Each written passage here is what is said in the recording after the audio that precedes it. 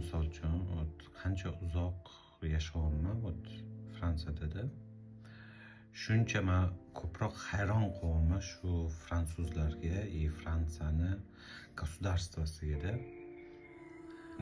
produktda aytaylikda aytaylik shakarmi, там yogurtmi или там любой produktda абсолютно любой 10 kun, 15 kun, например, сроgi yaqinlashib qoldimi?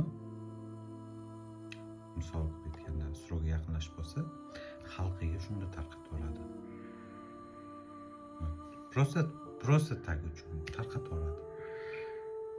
Keyin bu yerda xalqi och qoldim degan narsa yo'q ekanda xalqida. Och qoldim, men ochman.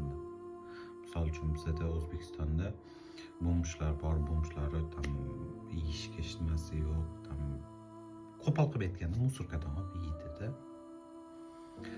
Bu yerda shunaqangi ko'p organizatsiyalar bor, shunaqangi ko'p organizatsiyalar любойga borib ovqatlansang bo'ladi-da. Любойga bor. Misol uchun men bordim, men qornim ochman. Men borib aytishim mumkin. Men qornim och, menga tam aslida ovqat beringlar desam, menga berishadi. Или там men ishlamayapman, menga produkt beringlar desam, menga produkt berishadi. Misol qilib aytganda.